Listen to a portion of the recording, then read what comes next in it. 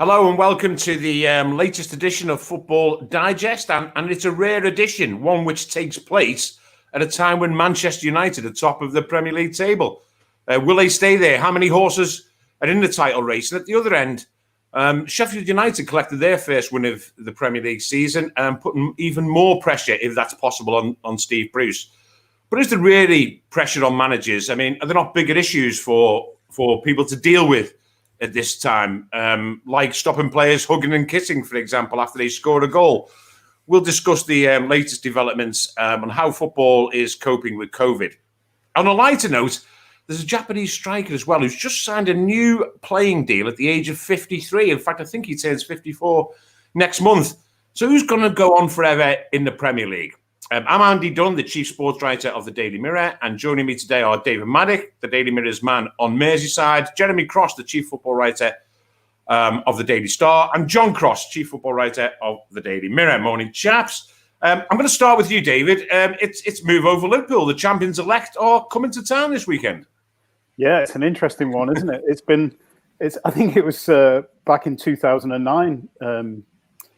Since that happened in this way with Manchester United top, it makes it more interesting, and it's kind of like the talk has been all about, are these two in for the title, and completely ignoring Manchester City, which to me seems absolutely ludicrous when they look the most ominous of all the top teams. I think that the big thing this weekend is that the real Liverpool's got to stand up now, because they have been woeful, I think the word is, over the last, since November, really. Since November, Liverpool have played, since November the 25th, I think it was, Liverpool have played 12 matches. They've won only five, and one of those was against Aston Villa's youth team. So basically, they've won 4 games in 12. And that's not title winning form. It's not top 4 form. It's mid-table or even worse. So, a team of Liverpool's quality, even with their injury problems, even losing Van Dijk and Gomez, that is simply not good enough. They know it, and it's whether they can respond this weekend against what is a very, very good Manchester United side and an increasingly confident Manchester United side. So I think this is the big game for Liverpool. This is where we see whether they've got what it takes to actually respond and to say that they are going to be a factor in the title race. And that is, to me, is how important that game is for Liverpool. Yeah, huge important. I mean, Jeremy, Dave's, that's interesting stuff on how, basically Liverpool need to raise their game. But you see a lot of United, an awful lot of Manchester United. You'd have thought they won the treble that they've got to the top of the league, haven't you? You know what I mean? I mean, let's face it, they have been knocked out of the Champions League. They have been knocked out of the Carabao Cup. I mean, the top of the league, are we getting a little bit carried away by this United side? I was a bit surprised by the celebrations. I must admit, there was plenty of hugging and kissing after the final whistle. We'll come to that. Don't worry, we will come to that. Look, they are an improving team. Can they go on and win the title? Listen, if I had to put money on that happening, I wouldn't be comfortable with it. I don't think they'll win the title, but they're in the mix. That's the most important thing. That's all United fans want. They want United to be in there challenging, and they are at the minute. They're unbeaten on the road this season. I think they're the only team to have an unbeaten record away from home in the Premier League.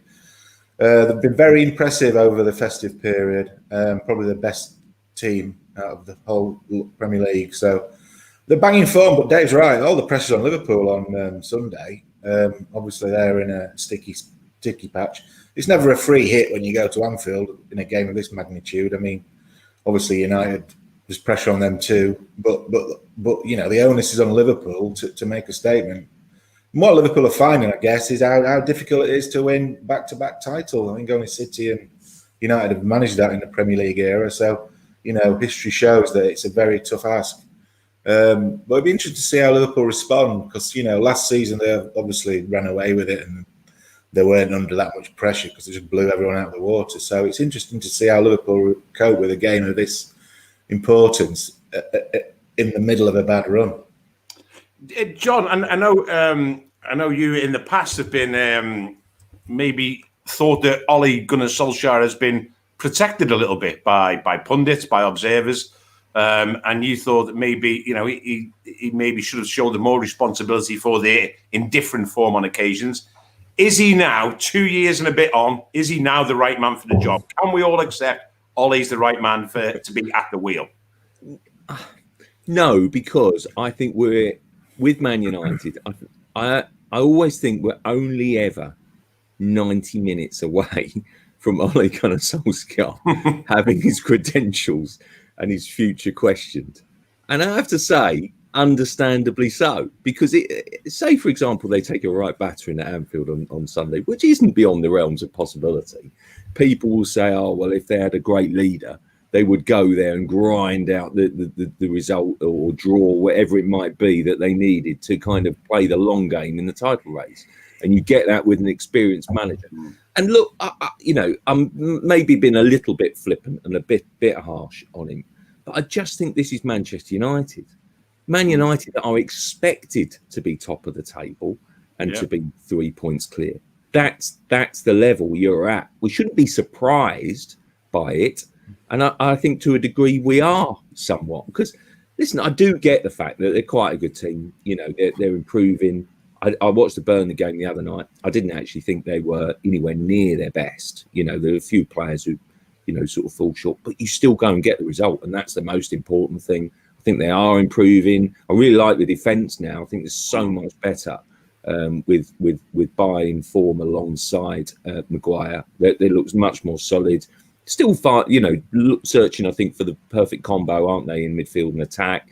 But, they're in the mix, as Jeremy rightly says, and I think that's all that they wanted. But, long term, I still think we need to be convinced about Solskjaer. And that might seem incredibly harsh. And I guess the fact is that basically former teammates, I think in the past have given him that easy ride. Maybe they were masters, maybe they were geniuses and saw this all coming. But I severely doubt it. It's an unprecedented season that no one can predict. And I don't think anyone predicted, say, a month into the season with United in the bottom half of the table, really struggling for form, that all of a sudden, come the turn of the year, they'd be 3 points clear at the top. Yeah, I'm with you, John, on that. I think, they didn't win anything last year. They've been knocked out of those competitions I mentioned before this season. I think there's still a lot to prove. One thing I would say that I do think Solskjaer has got right is his handling of Paul Pogba. I think he was very calm when people were basically losing the rag about what Raiola was saying. There was pundits left, right and centre saying, right, he should boot him out of the club now, or he shouldn't deal with Raiola again. And we've had this before. What I think Solskjaer did was stayed calm, pretty much ignored what Mino Raiola had to say, used Pogba when he felt he needed to use Pogba. He didn't indulge him. He didn't start him all the time. He brought him in now and again, and I think he's handled that situation particularly well. And he's reaped the benefits of getting a performance like he got out of him at Burnley. I'd just like to know, guys, David, to start with you. It's almost becoming, is he going to stay at United? Is he not? Do you think Paul Pogba is a valuable player to this United side going forward long term? I wonder whether we'll see in this game this weekend, the really big games, whether we'll see that quality that he has or not. I think he is an Achilles heel for United against Burnley. You're right. He had a good game. I watched that game, and afterwards, people were raving about him, and I thought, well, he played all right. He cost like 100 million quid, so he should play all right. But I think they have a fundamental problem with him because he doesn't really fit their system. Because they do get a little bit overrun in the midfield against the better teams. I think you're right. You can bring him in quite comfortably against some of the teams United are likely to dominate against, but they're unbalanced, especially obviously because Fernandes is such an important player and he's kind of an attacking player, sort of front of the midfield as well.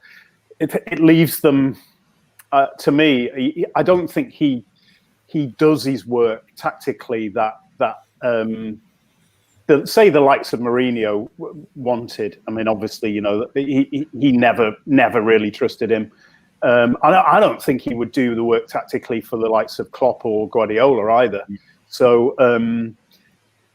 I would say he's not really long-term for this Manchester United side. But the fact is, where's he going to go? Who's going to pay those wages? Who's going to pay the money that United would demand? And the answer is no one, no chance. So he's on big money. I can see him actually staying there, but not really as United progress and go forward. Not necessarily being a central part of that team. Does he start, Jeremy, on Sunday, Pogba? I think so. I mean, he was good on Tuesday night. He was very disciplined. I mean, that's my issue with him. He's been a hard player for Solskjaer to trust, since he took over as manager. There's been too many ill-disciplined performances. Tuesday was different. He was good. He did his job that he was told to do. Obviously scored a great goal to win the game. So on the back of that performance, he'll play against Liverpool, but that will be a different test altogether. So, Pogba is an enigma. He remains an enigma at United, and an expensive one too. So, them bought him. They didn't buy him to win games at Burnley. They bought him to win games at Anfield. So that's what you want to see. That's the true test on Sunday. And that's the bottom line. I mean, I saw him, have a great game, a decent game, or scored a great goal down at West Ham, and then does a very similar goal, actually, probably in its execution technique against Burnley. And I think you guys are right. What you want him to do is step up and take a game like that by the scruff of the neck. The last time he probably did that was probably against City at the Etihad that time when they were 2-0 down at half-time. And he inspired that comeback. Can I just jump in for a second? What was it a great goal? Because people get, it's an absolute worldie. He mishit it. It took a deflection and it went through the keeper's leg. He did shin it. No, there's no doubt. It wasn't a worldie. Yeah, do you know what, Dave? I'm in total agreement with you there. Because I watched that game. I was, raving about it, and then I woke up and looked on social media the next day, and it's like the next morning I'm thinking, really, right, fabulous, really. But listen, it was a priceless goal. Yes, it was a crucial, absolute match-winning, huge goal, huge moment in the season. And listen, I'll be the first to admit that I'm an absolute sucker for a mercurial midfielder. And basically, Paul Pogba is the absolute prime example, isn't he, of that? I love Paul Pogba. I love him for his extravagance. I love him for the way that he looks on the pitch, and by that I mean the way he strides across midfield when he's in full flow, in possession of the ball, the way that he can dominate games. And you'll notice that everything I say there starts with can dominate games, because that's what we expect, isn't it? Yeah. And then basically. But I do think it was really interesting because, I'm giving some of the pundits a bit of a kick already about sort of the kind of, opinions on Solskjaer and stuff. But Gary Neville, I think, said something, very interesting in sort of kind of New Year's predictions. He predicted that Pogba would be the player of the second half of the season because the influence that he would have on United and indeed the season. And I just think there might just be something in that. We need him to step up. You need him to finally show. And if he does it in 6 months and leads United to success, by which I mean the title or a trophy, then in one, half of a season, then he has justified that price tag, which I have to say up until now, we are just still left wondering about this great enigma in English football, aren't we? That it was a driving force for France in the world success. We're still talking about him being a misfit, and he's been at United. He's in his 5th year at United. Yeah.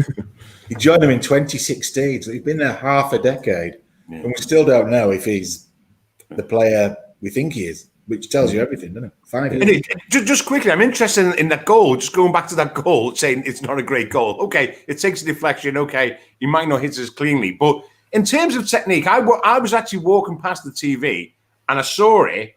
And in real time, I thought, that's a cracker, that is. I mean, it did remind me of that one at West Ham he scored when Fernandes played the ball across and he volleyed it in, which was a bit cleaner. And I thought, that's a great goal. And then only obviously when you slow it down, you realise he might not have caught as flush as you thought, and it's got a deflection to go in. But can it still not be a great goal? For example, Wayne Rooney's overhead kick in the Manchester derby. a great goal or not? Did he sit or did he not? But was it still great technique? No, it wasn't quite amazing technique, but the technique to execute it was technique was good. Yeah, but I just felt, yes, I agree with you. But he had ultimately Rooney's shin that. But the audacity and bravery to even try that was amazing. His technique wasn't that good though, was it? Because he actually mishit it, and the keeper would have basically knelt down and picked it up had not it taken a deflection and it gone through his legs. So it was reasonable technique, but he didn't actually execute it as he wanted to do. So. Yes. But very quickly, we could do this normally at the end, but the most overrated goal anyone's ever seen, the most overrated goal in football history. I'll start you off with David Beckham against Greece. Oh, really? Middle of the goal, mate. Keeper caught that one-handed.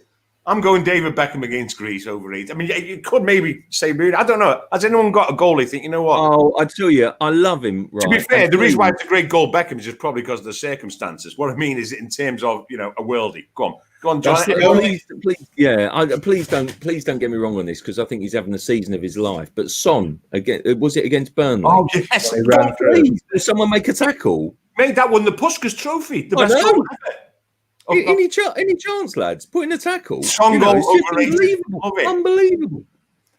That goal the Beckham scored at Old Trafford, that's the only game I've ever been at in my working life where I've seen journalists jumping up and down applauding. Oh, because he got on a trip to a World Cup, obviously, not because of the greatness of the goal. Exactly. Hey, if we're gonna go the most overrated goals, I'd go Maradona's against England. The tackling in that game was absolutely abysmal. It was like he was going around concrete statues. Around the cones. What are you calling Terry Fenwick? And Terry Butcher. And Peter Reid jogging alongside him. He was trying to give him a drink or something. It was absolutely terrible defending. And it's like the all-time greatest goal.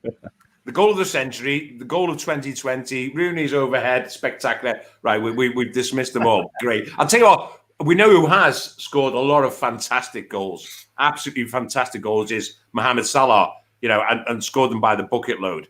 At the moment, though, Dave, Liverpool are just, it's only a 3-game sample, but I think, they've only scored once in the last 3 games, haven't won any of those 3 games. Where does the problem lie? Is there any sign? Listen, we had these little stories a few weeks back about, Salah not ruling out a move, etc. We see them come up, periodically. Is there an issue there amongst the front 3? Is there an issue with Mohamed Salah?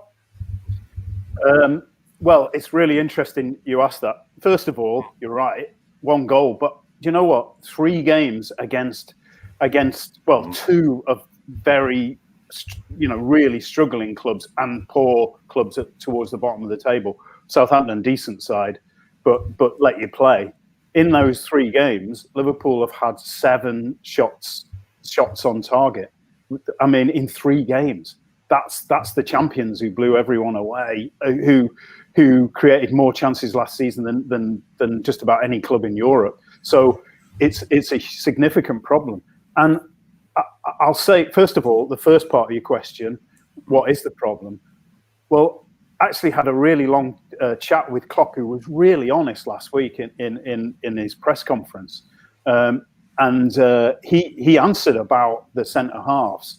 And he basically said, look, yes, of course we want a centre-half. We're desperate for one. Of course we'd love to buy one in January.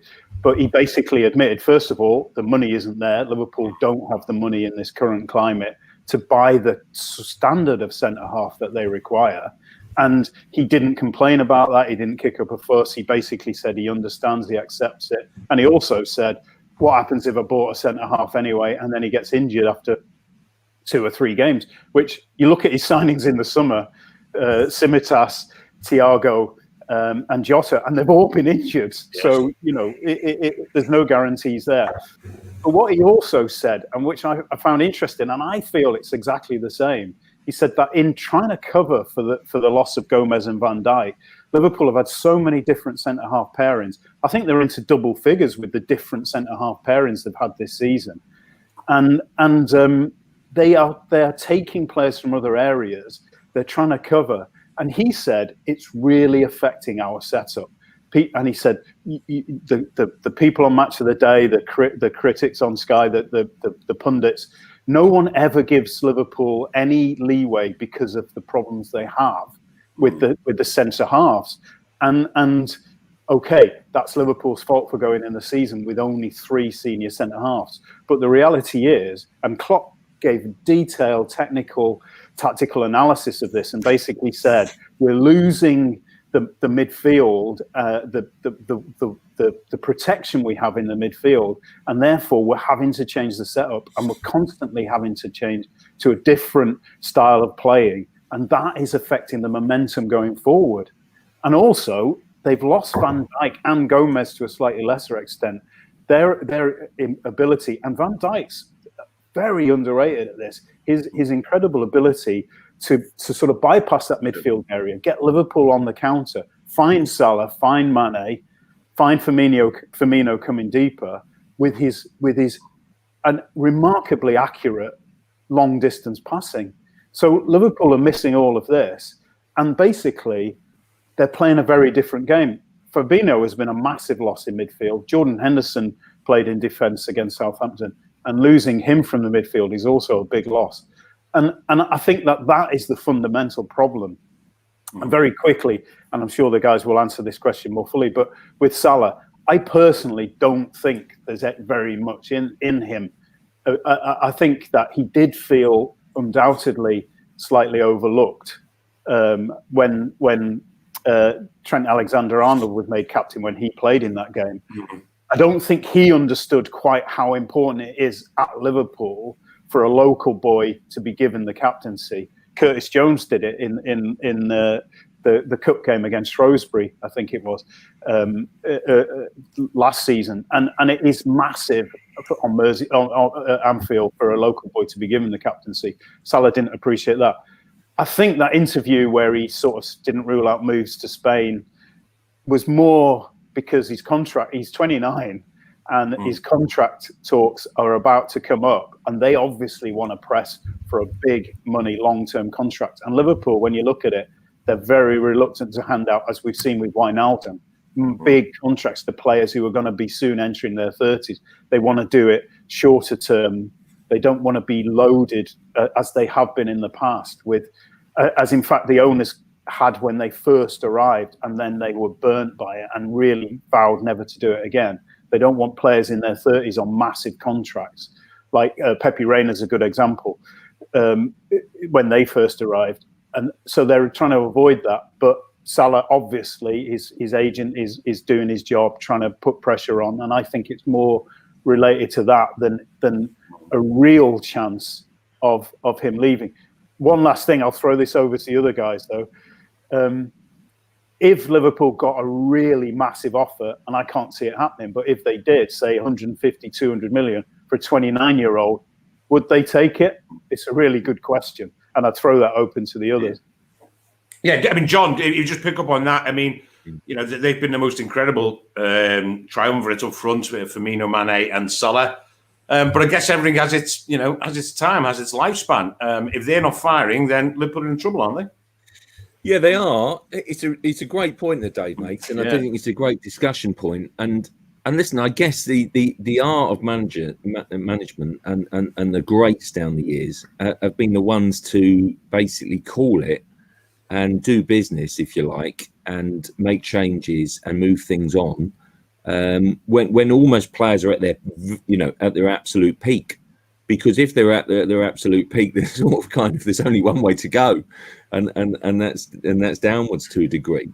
I'm not saying that for a moment that kind of Salah's on that path just yet, because but equally there's sometimes, I mean, Diogo Jota has come in and made a world of difference earlier in the season, and so sometimes when it looks as if they're absolutely irreplaceable. Well, it's not always the case, is it? I mean, Mane's been, amazing. Salah has just been so phenomenal. But then Salah, you do look at certain games, you think, oh, he's too greedy, he's too selfish. But that's the player he is, isn't it? And you can't take away from that. But then if you did take it, if you put in another, I get sick and tired of people deriding Firmino and saying, oh, yeah, but, basically you could replace Firmino with Harry Kane or something like that. Well, no, you couldn't, because they're a trio. They're dynamic.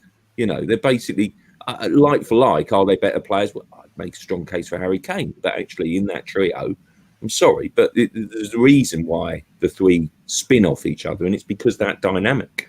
And you have to make sure that whoever you are ready to bring in and replace, then they are ready to take up the mantle. And to me, at the moment, it looks as if Salah is still in that place of being irreplaceable. But I think if you get that incredible offer, particularly in these difficult times, I think it would make Liverpool think. It has to, if they feel that they could evolve and push on.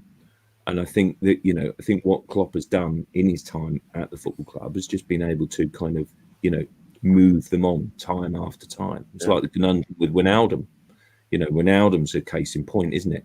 I mean, Wijnaldum at times, I think he just looks absolutely fabulous. And how they're going to, kind of cope if he moves on. Well, they're kind of making moves in that direction with the signing of Thiago, aren't they, really? Slightly different way. Different players, of course, but they'll go in a different way. And, I just think Liverpool will evolve. They always do. Jeremy, just we'll come back to get our predictions for Sunday's score in a short while. But I do just want to, Dave alluded to it earlier on, we shouldn't be thinking that Liverpool Man U is some sort of, January title decided. It's clearly not. So I'm just looking here. I've just decided, now I'm not encouraging anyone to bet, but I'm just looking here at the odds. And who are odds-on favourites to win the Premier League title? Man City. Man City, once again, odds-on favourites. Is that fair enough? We've got Man City odds-on favourites, then Liverpool, then United. So what I want to do now is just have a look at the other contenders. It's clearly not a two-horse race. Manchester City, once again, odds-on favourites. They only scored one last night, but it's another win. They're bizarrely, it's an about turn from their usual seasons. They're struggling to score, but they are not conceding at all. Bear in mind, they've conceded 13 goals in their games, and bear in mind, 5 of them were in that rather freakish game against Leicester City at the Etihad. So should they be odds on? Are they the favourites to win a title, Jeremy? I think so. Look, they've got previous. They've been, aside from Liverpool running away with it last season, City have been, the team of the last 4 or 5 years. So they know what's required. I think they're 14 unbeaten now in all competitions. I think they've won the last 7, so they've hit the straps over the last month or so, and they've done it all without Aguero as well. I mean, that's a sign of the future, I suppose, under Guardiola, because I think this will be Aguero's last season at City. He's been injured. He's got COVID at the minute, so they're not relying on him as they have been in previous seasons. Obviously, we'll take some replacing when that moment comes, but they're getting goals from Foden. De Bruyne's always got goals in him. Sterling, Jesus. So they don't need Aguero in the team, which sounds a bizarre thing to say, but And when when he comes back, who knows if he comes back in good shape? That's a huge bonus as well in going into the final few months of the season, because he guarantees you goals. So the big difference has been is Guardiola's finally sorted out his defence. Yeah. Diaz has settled in. He looks like he's been there 3 years. He's only been there less than 6 months. So, he's been a major boost for them. How quickly he's settled and how good he is. And Stones is obviously back to good form again. He's getting the best out of Stones. His head looks right again. So, they are really, really hard to beat. And if City can keep clean sheets, then other teams have got a problem because they're all able to score goals. So. I think that's a great point, about the defence. If you think of, we spoke there about Firmino, Mane and Salah, but also equally, you could argue that sort of Liverpool's recent success has been built on a pretty steady back five. Alisson, goal, Alexander-Arnold, Robertson, Van Dijk, and whoever, another, but pretty settled. Now, I noticed. I would never have thought that Guardiola would play a consistent back five, which now seems to be Ederson, Cancelo, Diaz, Stones, and Zinchenko. Now, and I guess part of that's been forced on him by injury and illness, but that does have the look, Dave, doesn't it? The City now have the look of solidity. They look as though they're celebrating clean sheets. It would have been an anathema to Guardiola in the past. He would have packed his side with 10 midfielders if he could in an ideal world. But they look fairly solid now. One player you saw, obviously, on Merseyside, John Stones, he looks like he's back to his very best.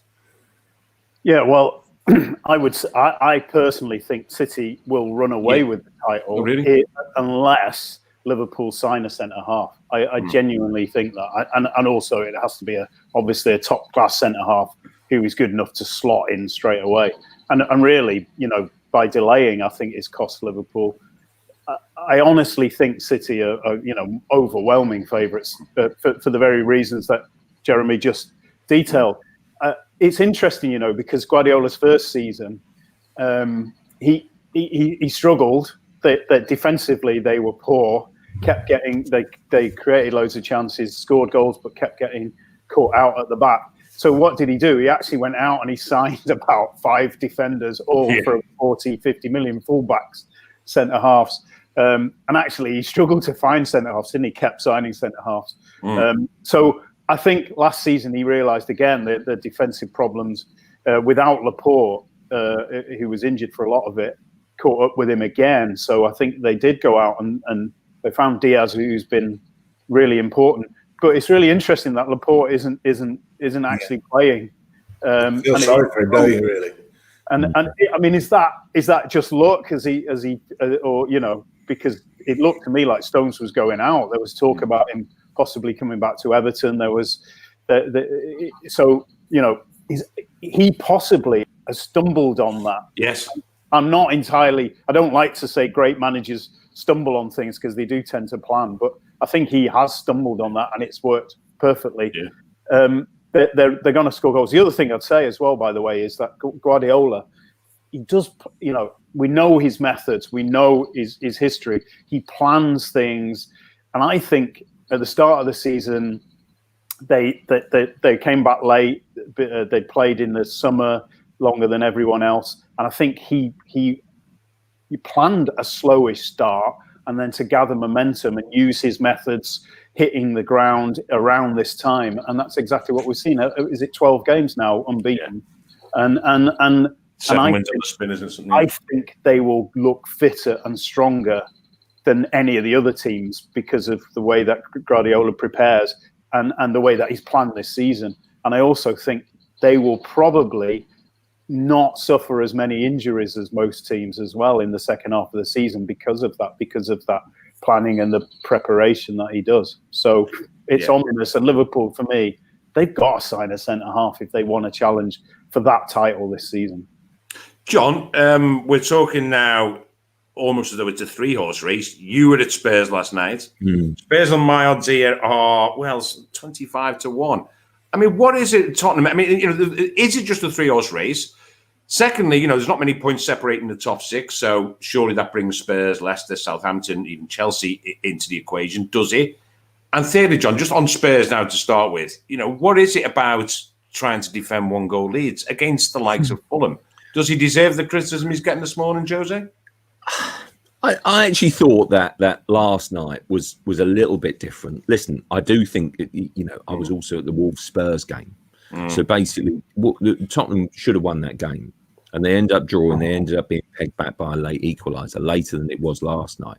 And that was a classic case in point. They basically sat back, tried to defend the lead rather than kind of, actually go and attack, which is, dare I say it, the Spurs way. They do like to play with flair and win with style, and that's the DNA of the club.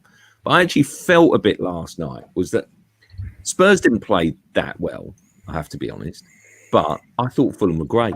Yeah, Fulham were clearly fired up by, the pre-match aggro, the pre-match row, and Scott Parker instilled that into his players. He brought in a siege mentality. They defended brilliantly. Tosin Adebayo, I think, is great. Really good defender. Improving all the time. Loftus-Cheek had a good game. Cavallero looks dangerous up front. When Lookman came on, he pinned them back and he obviously provided a super cross for the goal. I mean, it's, Fulham, I think, to be too critical of Mourinho last night, I think is misreading the signs that basically Fulham were very good and they really deserved that point. I gave Fulham no hope of survival at the start of the season. And now I think they're back in with a fighting chance. I still think they're probably odds against, staying up. But basically, I think they're giving themselves a chance. But I think that with Spurs, I remember going to Anfield before Christmas thinking Spurs were in this title race. And basically that would be a huge game. I just think in the week since, they've shown themselves to be just short. They've come up just short. And I think that's slightly defensively. They've got options in midfield. They've got brilliant attack. But it's, I think they haven't quite got the structure just yet, even though they've done some good business. But I personally think, like Dave, I think it's going to be a 3-horse race. And I think the others are scrapping it out for top 4 place. I don't think we disagree with that, will we, Jeremy? And now you mentioned there about Fulham and about what preceded this fixture last night. I just want to say, Jeremy, that there's going to be a lot more aggro about fixture scheduling and rescheduling of games. I mean, my point of view is that it's so to use that word unprecedented that you just have to take it on the chin of a game's rescheduled at the last minute. But what I would just like to touch on briefly, Jeremy, is that, and you were there. It was a great occasion at Marine on Sunday. I just want to touch on the FA Cup last weekend. I think a lot of us thought that there would be chaos, that there would be fixtures called off left, right, and centre. It would then impact on subsequent fixtures. I think we've got the rearranged game to Southampton, Shrewsbury, isn't there? But apart from that, I think the FA Cup third round went really well. And I think if one thing that we'll learn from it going forward is that the days of replays in any round are probably gone. I don't know what you think of that, Jeremy. I totally agree. Look, the replays, we're playing, we've known this for years, but players play too much football, don't they? Yes. And one of the things COVID has made us sit up and take notice of is that it's now showing what they just get flogged to death, footballers, don't they? From 12 months a year. It's ridiculous. But yeah, look, it was a great weekend. I did a column on it last week, fearing that various circumstances it would be not a washout, but it would be badly damaged. And it's an iconic weekend in the footballing calendar. How could you doubt the magic of the FA Cup? Do you like the FA Cup? How foolish you now look with that column. I'm going to rag that out and basically post it to you so you can eat it with your humble pie. So just don't get big-headed just because you were at the story of the weekend. Not that I want to mention that, really. But, anyway.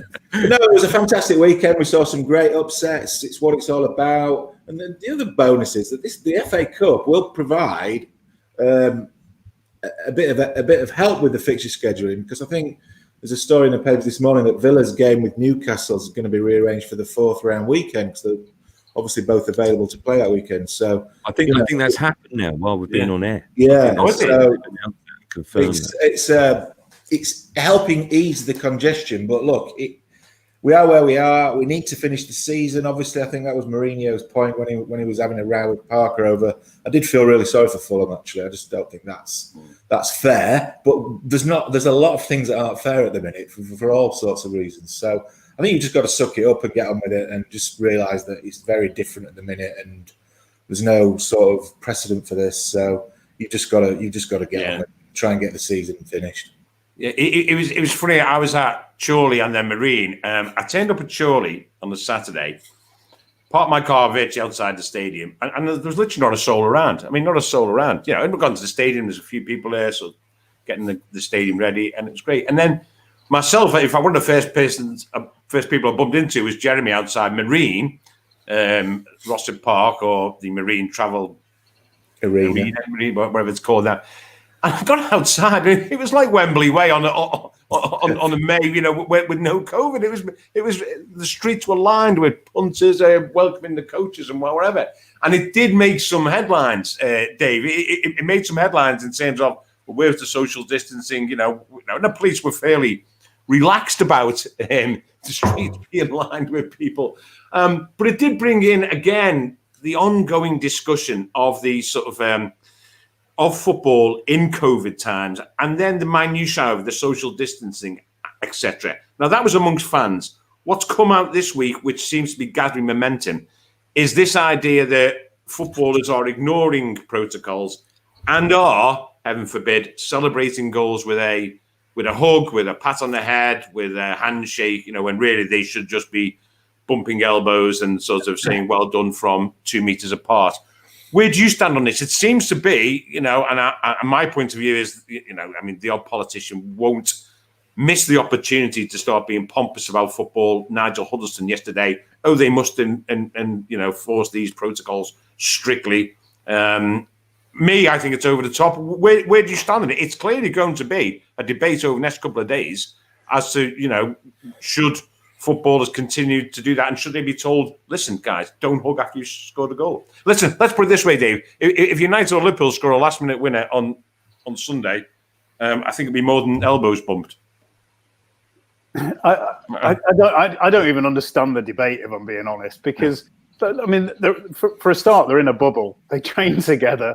They travel together. The whole point of the protocol is to allow them to actually have close proximity to their teammates and actually close proximity to opposition players as well. So, let's take Mohamed Salah on Sunday.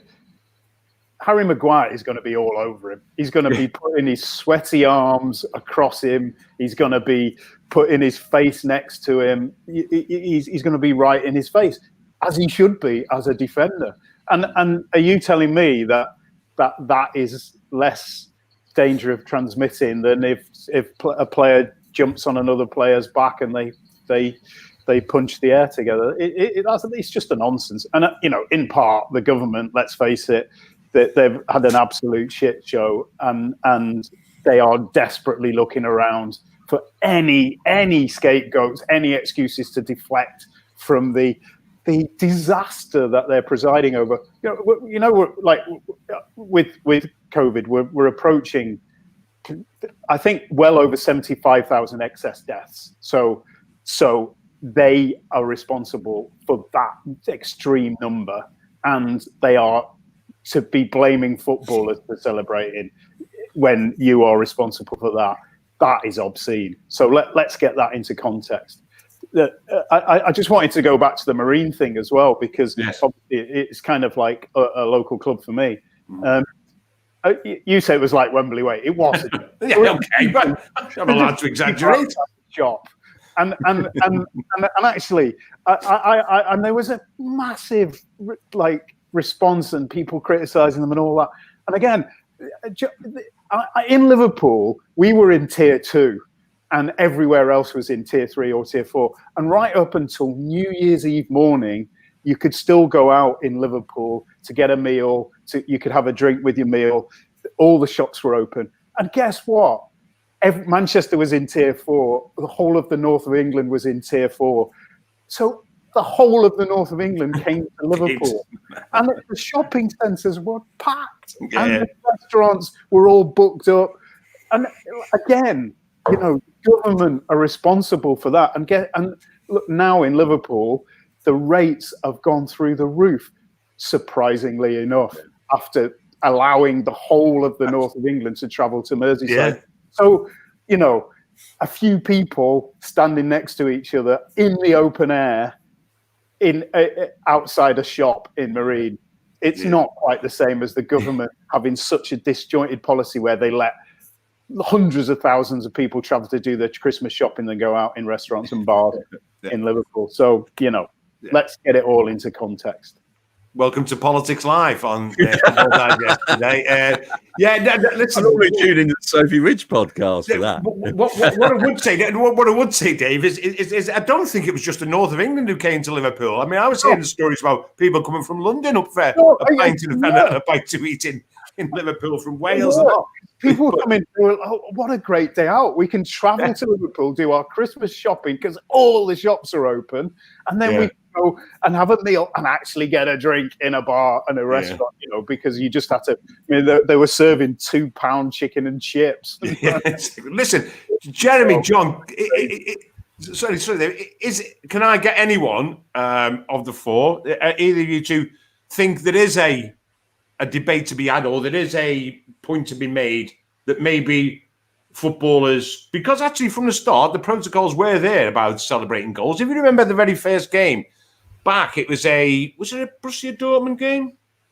The one back in the Bundesliga, and they scored. I don't know it was. I mean, I'm really. It was Haaland. It was Haaland. Haaland And there was that wheels awkward time when how do we celebrate this goal? Yeah, Wasn't it? Haaland wheels away to the corner and kind of does a little dance and a jig, and frankly, sort of almost points at his teammates, almost sort of not to sort of say join in, but stay away. Yeah.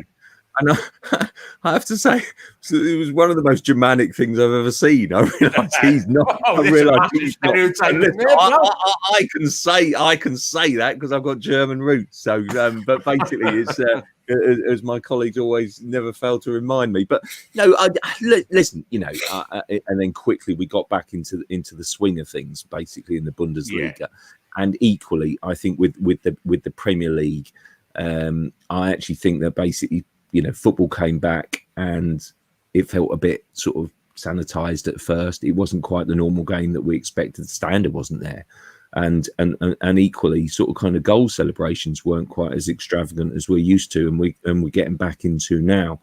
But I just think that I totally agree with Dave in that basically once you cross the white line, you know, you're a defender making the tackle on the striker. You're a defender sort of grappling with the player. If you're a captain who's been called in by the referee before the game to basically be warned, don't celebrate goals. You score the late winner, you're not going to celebrate. You lose it in that moment. The one thing I think I don't like, and I'm sure that, well, I know the Premier League don't like it, is those pre-planned goal celebrations, where basically you do the little, you know, extravagant dance, or you do the you know, the kind of pre-practiced handshake. You know, don't rub salt in the wounds. Basically, I think it is the message there. But I do think that I don't think, as Roy Hodgson, you know, was talking about yesterday on his Zoom yesterday before tonight's game, he was making the point. Look, you know, don't want to make football a special case, but those players have been tested 3 times, and 3 times they've come back negative. And so basically they're within that bubble. It's not going to make the difference. But football doesn't want to be a special case. Clearly, I think what is you know, getting to the government and indeed football there, you know, therefore by extension, is that basically it's the message that it sends. And so you're not going to get COVID, you know, from goal celebration any more than you will from grappling at a corner. But if you're telling the public that basically you cannot do this, you cannot do that, you cannot sort of kind of do this in a supermarket, I think you at least have to be seen to be sending the right message. And I just don't, you know, please don't get me wrong. I'm not saying for a moment that if you score a last minute goal, dramatic winner, it's the spontaneity that we love about the celebration, that we love about football, and you're never going to stop that. It would be naive to think that you will, but I just think you probably have to put that message out there. Kane didn't hug or kiss anyone though, did he last night? Yeah, he was subdued, wasn't he? Yeah. I think they were just fist pumping, weren't they? So yeah, and I think he was quite pointed, Jeremy, wasn't he? And he seemed to be actually saying to the players who approached him, you know, not so much stay away, but, you know, sort of keep your distance. I mean, Jeremy, it's not going to be surely. I mean, I assume that the players will be reminded of this. I'm not sure it was a good idea in the first place to say that you can't do this and you can't do that, but they've done it, and I think that's where John's coming from. Is that once they've been told that there's this idea, which I think is completely wrong, that actually what drives people who object to this is this idea that footballers aren't abiding by the rules. Now, there's a difference between doing it off the pitch. So those Spurs and Vanzini who posted that picture on Christmas Day, of course, there's no excuse for them. There's no excuse for those who are breaking the rules away from the field of play. But I think the rules are wrong on the field of play, and they should be allowed. But Jeremy, I don't think there's no suggestion, is there? I don't think. I mean, reading, you know, beyond the headlines, is the suggestion that if they don't clean up their act, i.e., if they don't celebrate a social distance, then the plug could be pulled. I mean, surely that would be slightly bizarre, wouldn't it? No, that's not the issue. Yeah. I mean, I spoke to him at the Premier League at the start of the week, and he actually said to me, if players know what the rules and protocols are, and if they continue to break them, they will be punished in terms of fines or even suspensions. And I was writing the story, just shaking my head, thinking, I can't believe players are now being warned that they could be suspended or fined for hugging a teammate who scored a goal. It's just farcical. But it's just part of the game, isn't it? Yeah. The issue is, obviously, the players, we all know who they are, who are flaunting the rules at home, away from when they're not in their bubbles at work, i.e. at training. That's the problem that the government have. And, we are now heading down a road where football will be held up as an example of what not to do. You'd think the government actually would realise that that's probably not the brightest thing to do, because they got their backsides kicked by the footballers in the summer with the wages and everything. So, bring it on, I would say. But, look, I think the Premier League, John will probably expand on this, but the Premier League are desperate not to stop the season, don't have any plans to review that. But they are getting pressure from the government to make sure players fall in line. Yeah, I agree with that. I think, I also agree that basically it's not about the goal celebrations for me. It's the COVID idiots. It's the COVID idiots that are really doing even my head in, and I'm the biggest football fan going, because I tell you why. It's the we're all observing and we're all so careful. I know I am, and it's not right that basic people, then basically can flout it if we can't see people. And I'm sorry, I don't agree at all with what Guardiola said, or indeed Moyes, that basically footballers shouldn't be a special case. No, they're probably right. They shouldn't be a special case, but they should be like everyone else. Yeah. And basically observing that, and they should get pelters like everyone else when they don't observe it. But fining them. What's the point in that? What's the point in fining a player for breaking a COVID rule? What's that going to do? No, I agree. I think the public shaming is far more severe. What Eze did, and it was good to see the kind of the FA jump on that. I think, and basically saying, look, we're going to have a look, and then Palace, are going to fine him. Hodgson says that's more appropriate than dropping. Well, I don't know. That was the one thing that I kind of didn't necessarily agree with. But if we're all stuck in this crazy world where people, desperate for a vaccine. We've got kids who are kind of losing a year at school, basically, and shambolic lessons at home, and no fault of the teachers who, I have to say, are doing an amazing job amongst the circumstances. But if we're all having to live like that, why do footballers and I stress the minority think that they're so arrogant and so badly behaved that they can get away with doing group gatherings at Christmas and doing stupid things? It's just not acceptable at all. That's the point, and not goal celebrations. Yeah, I mean, I guess on the fining point is that they may be held to greater account than you make down the road who breaks the rules, and we all know people who broke the rules, and we possibly broken them ourselves. So, but the fact of the matter is that they can be held to greater account, but they can't be punished differently. If you break the rules, you're fined, just the same way that they should be fined. Actually stopping them from doing the job. It's not what would happen to me or you or your mate down the street. So I don't think they should be stopped from playing. That's just a personal point of view. Listen, I just want to Sky did with Kay Burley and Beth Rigby. Sorry?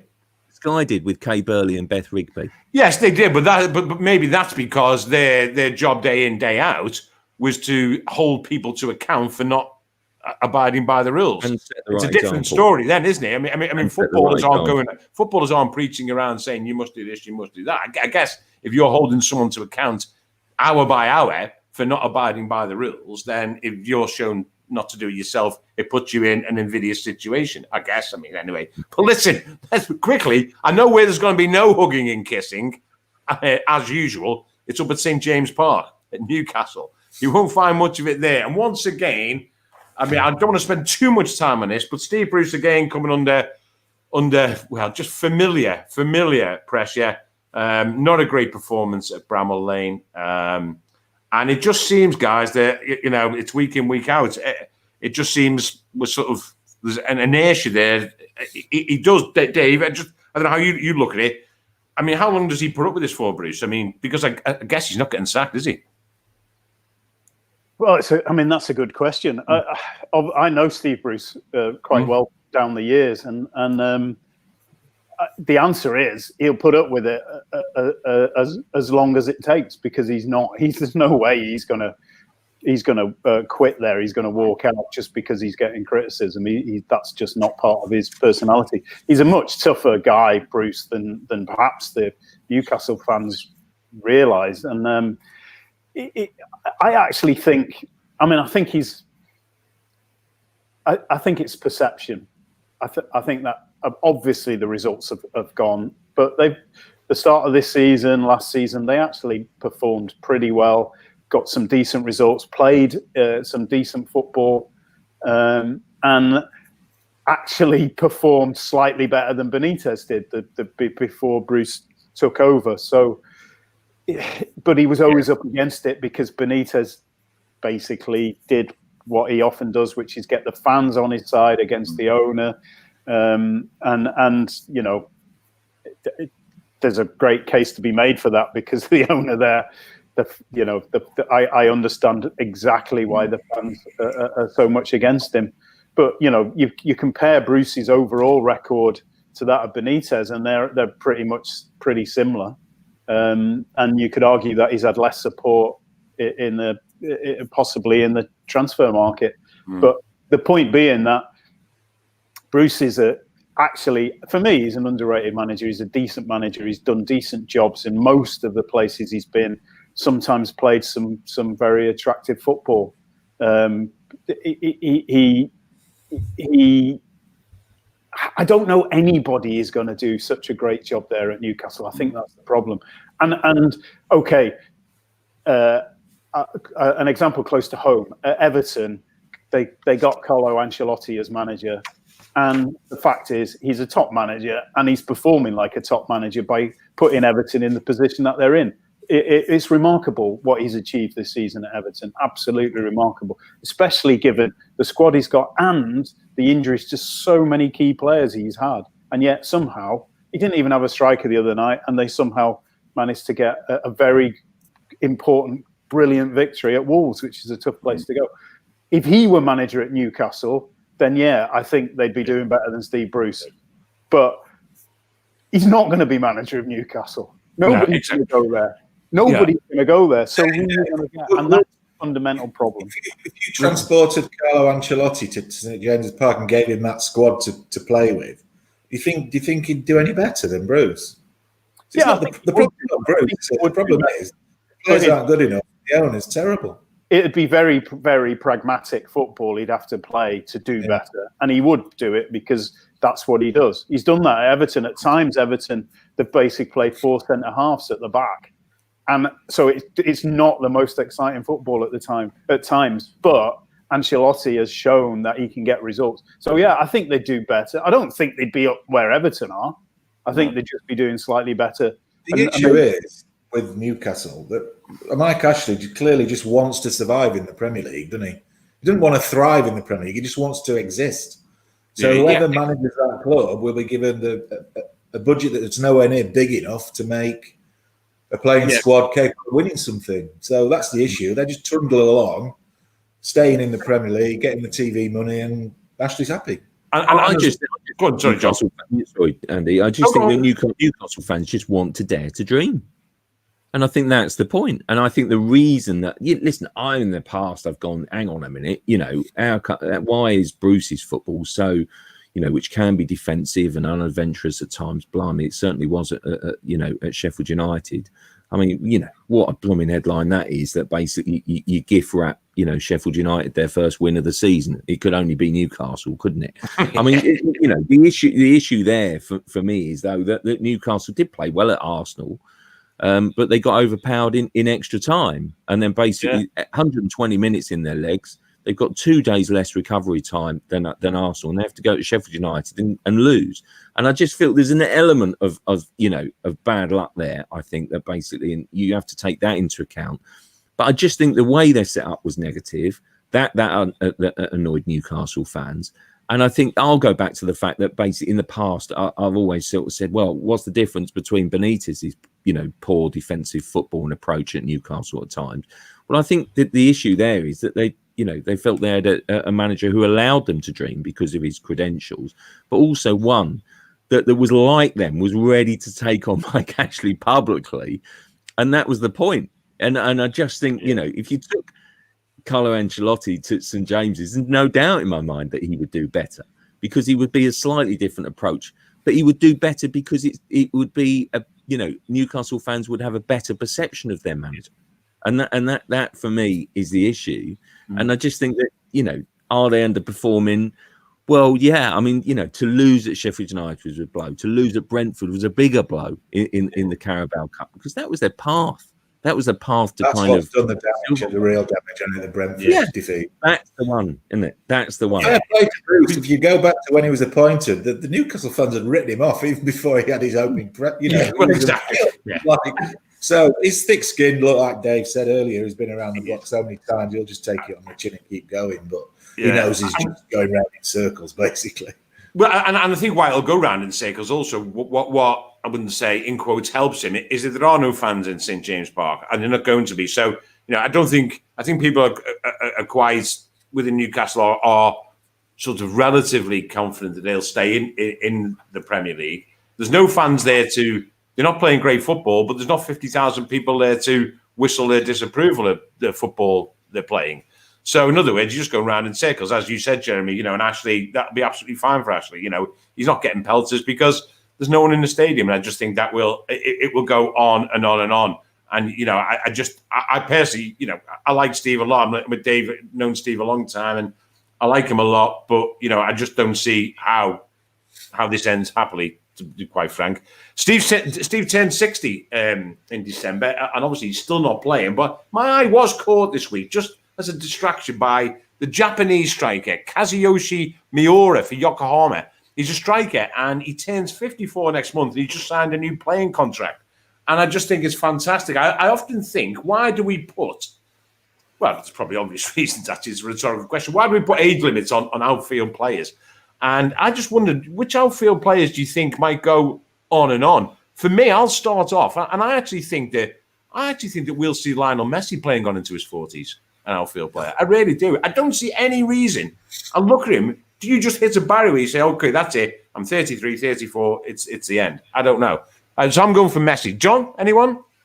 Well, the thing is with Lionel Messi is that basically Lionel Messi, if anyone tries to drop him or tell him it's to retire, he'll just throw his toys out the pram, get the president removed, and basically say, all right, I'll run the football club, I'll be manager, player manager, and, you know, basically sing the theme tune as well. But no, look, I just basically, I love the ongoing, which hasn't been quite so ongoing in the last month or so, I noticed, but the ongoing story of Christian Fuchs at Leicester, who I just think is a bit of an unsung hero. He's 34 now. I think he's tried to retire twice, and they've basically, you know, lured him back. And he's played quite a big role this season, you know, sort of certainly before Christmas, was quite regular in that Leicester team.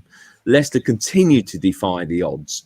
And even though I could go for more glamorous names, I thought it was just time to sort of highlight a bit of an unsung hero.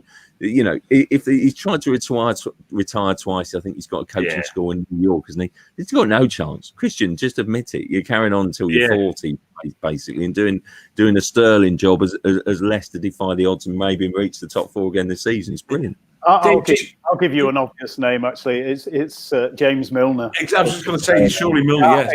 The guy is, I think last season, the title winning season, he made 38 appearances, I think. So he's a machine. He's a great bloke.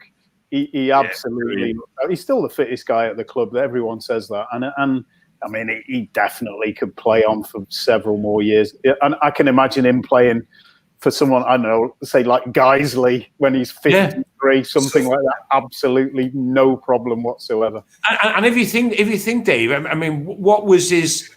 I mean, it was a record-breaking young age that he started, wasn't he? I think he was the youngest player for Leeds, was he? 16 and a bit, Jeremy? 16 and a bit when he made his debut for Leeds. Was the youngest player. I think he was the youngest player in Premier League history at the time. I mean, you're coming up to 20 years playing at that level. It's incredible. Still winning stuff. You know, he obviously won the title last season, but don't alarm anyone around this group chat, but he's teetotal. I know.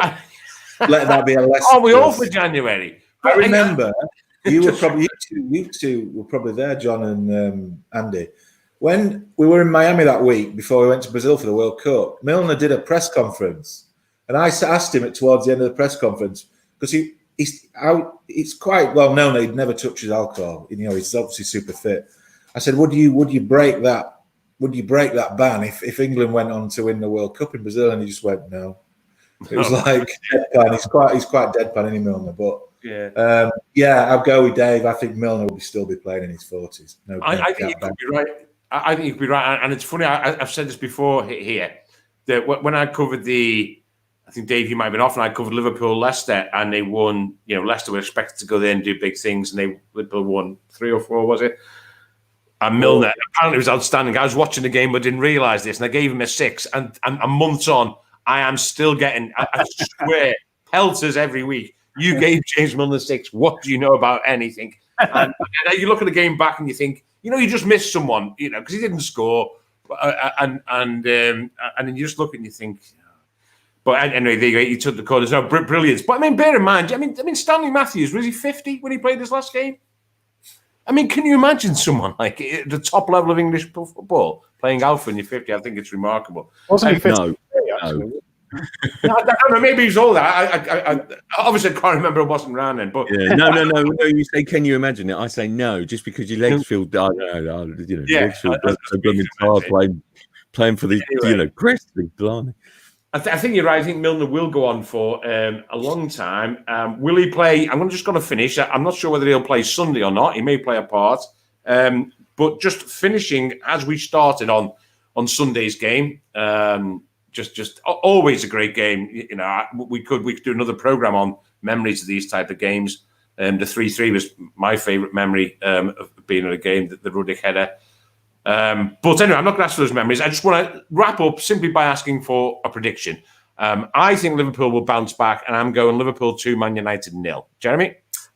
I'm going 2-1 United. John? I was going to go 2-0 Liverpool, so I'll have to be slightly different, won't I? So I'll go Liverpool 2, Man United 1. A big leap of faith from us, Dave, in favour of Liverpool. Yourself? Well, I'm going for a draw, but I'm going to go for a 1-1 draw. But I'm going to say that Liverpool need to win to show they're in the title race. So if the real Liverpool turn up, then they will win. But I'm not convinced they will, so I'm going for a draw. Yeah, I think that's reflective, guys. If this one really is a tough one to call. United's so good away from home. Liverpool, well, I can't think of a better team at home, since I've been covering football. We know their record. Guys, thanks very much. Hope you all enjoyed the football this weekend, wherever we're all at. And we'll catch up soon, same time next week. Thanks for watching and for listening.